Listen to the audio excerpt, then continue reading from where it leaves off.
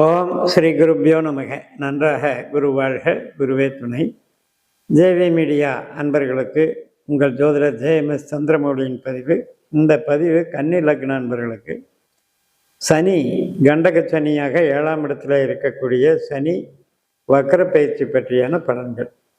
வக்கரம் என்பது மீன ராசி, அந்த ராசிக்குள்ளேயே சனி முன்னோக்கி செல்வதற்கு பதிலாக பின்னோக்கி வருவது.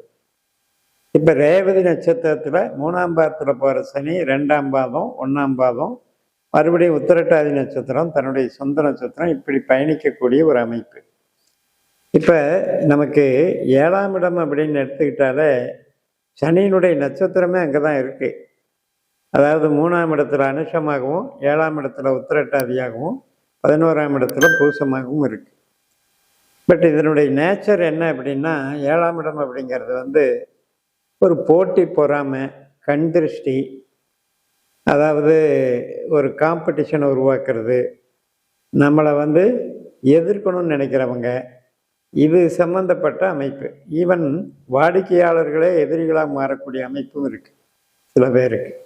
ஸோ அது மாதிரி கஸ்டமரால் தொல்லை, இல்வாழ்க்கையில் தொல்லை, இதெல்லாம் 7ஆம் இடத்துல சனியினுடைய தாக்கங்கள்னு எடுத்துக்கலாம்.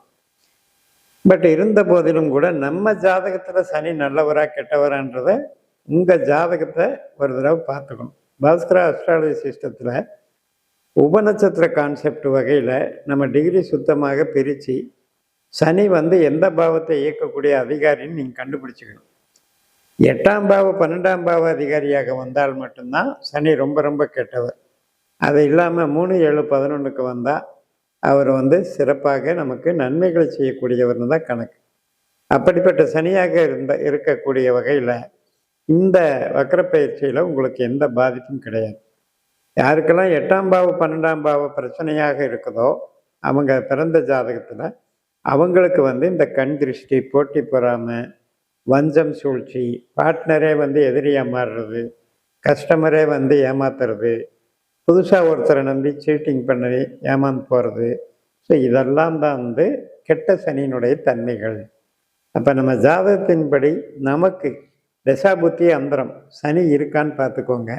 அது மாதிரி இருந்தால் மட்டும் நீங்கள் இந்த பலனை எடுத்துக்கலாம். இப்போ மன வாழ்க்கையில் இந்த சனி 8, 12 தொடர்பு இருந்தால் எப்போ பார்த்தாலும் ஒரு வாக்குவாதங்கள் பண்ணக்கூடிய அமைப்பு, சண்டை சச்சாவு, ஒரு நிம்மதியாகவே இருக்க முடியாத அமைப்பு. அதே மாதிரி கான்ட்ராக்டுங்கிறது 7ஆம் இடம் தான். இந்த கான்ட்ராக்ட் அப்படின்னு வரும்போது ஒரு சிலர் பார்த்திங்கன்னா அட்வான்ஸ் வாங்கிட்டு வேலை செய்வாங்க. ஒரு சிலர் பார்த்திங்கன்னா கை காசு போட்டு எல்லா வேலையும் பார்த்துட்டு கடைசியில் போய் கேட்க போகும்போது சண்டை வந்துடும். நிறைய கட்டடங்கள்லாம் பார்த்திங்கன்னா 7ஆம் இடம் என்பது கான்ட்ராக்ட். இப்போ ஒரு கட்டட மேஸ்திரியாக இருக்கவங்களோ இன்ஜினியராக இருக்கவங்களோ அது ப்ராப்ளமேட்டிக் வர்றதுக்கு காரணம் என்ன அப்படின்னா, இந்த 7ஆம் பாவ தன்மை நமக்கு கெடுபலனாக மாறும் பொழுது அது நம்மளுடைய வாடிக்கையாளரே நமக்கு எதிராக திரும்பக்கூடிய ஒரு அமைப்பு. ஸோ அந்த வகையில் கொஞ்சம் கவனமாக கையாளணும். ஏன் ஒரு கட் அண்ட் ரைட்டாக ஒரு கண்டிஷனோட பேசி நம்ம அந்த வேலையை செய்கிறது தான் பரவாயில்ல. அதை விட்டுட்டு ஏதோ ஒரு வகையில் மிஸ் அண்டர்ஸ்டாண்டிங் ஆச்சு அப்படின்னா 2 பேருக்குமே அது பிரச்சனையாக இருக்கும். அப்போ நீங்கள் சனியை பொறுத்த வரைக்கும் உங்கள் ஜாதகப்படி உங்களை டீல் பண்ணணும். சனியினுடைய திசாபுத்தி வரும்போது அகம் சார்ந்த நன்மைகள் செய்கிறாரு, புறம் சார்ந்து வேலைக்கு நல்லது பண்ணுறாரு, ஒன்றும் தொந்தரவு கிடையாது. பட் அதே நேரத்தில் வெளிநாடு சார்ந்த விஷயம், வெளிநாடு வேலை வாய்ப்பு, இதுக்கெல்லாம் இந்த சனி அவ்வளோ நல்லது இல்லைங்க. அதனால் நீங்கள் புதுசாக முயற்சி பண்ணுறவங்க, செலவு பண்ணி வெளிநாடு போகணும்னு நினைக்கிறவங்க, இப்போ பார்த்தீங்கன்னா நிறைய ஏஜென்சிஸ் இருக்காங்க. துபாய், சவுதி, சிங்கப்பூர், மலேசியா, இதுக்கெல்லாம் பணம் வாங்கிட்டு அனுப்புறதுங்கிறது. ஸோ அந்த மாதிரி இதில் ஏமாற்றக்கூடியதும், அந்த வெளிநாட்டுக்கு செலவு பண்ணி பிரயோஜனம் இல்லாமல் நம்ம ஏமாந்து போகிறதுக்கும் காரணம் இந்த 12ஆம் இடத்துக்கு 7 சனியினுடைய தாக்கம் இருக்குது அப்படிங்கிறது தான்.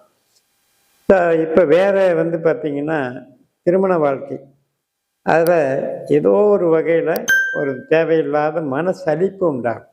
அதாவது விரக்தி கிரகம்னு சொல்கிறது, சனியை துக்ககாரகன்னு சொல்கிறது.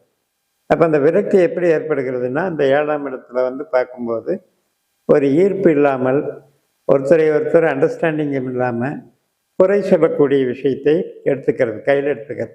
புலம்புறதுன்னு சொல்கிறோம் இல்லையா? இப்போ ஏதாவது ஒன்று குறை சொல்லியே புலம்பிகிட்டு இருக்குது. ஸோ அதனுடைய தன்மையினால் மனச்சலிப்பு ஏற்படுறதுக்கு இந்த சனி இது காரணமாகிறார். ஸோ அதெல்லாமே உங்கள் ஜாதகத்தில் பார்த்துக்கோங்க.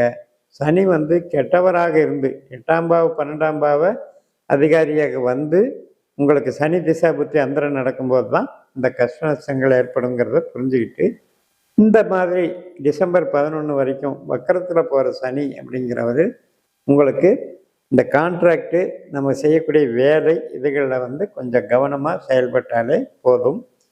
சனி என்பது மந்தன்னு பேர். அதாவது ஒரு அவசரமாக இத்தனாம் தேதிக்கு நான் முடிக்கணுங்கிற வேலை வந்து இந்த சனியினுடைய தன்மையில் எடுத்துக்கூடாது. அதாவது உறுதிமொழி கொடுக்கக்கூடாது. அப்போ என்ன ஆகும், ஆட்டோமேட்டிக்காகவே அவர் டபுள் டைம் டிலே பண்ணிடுவார்.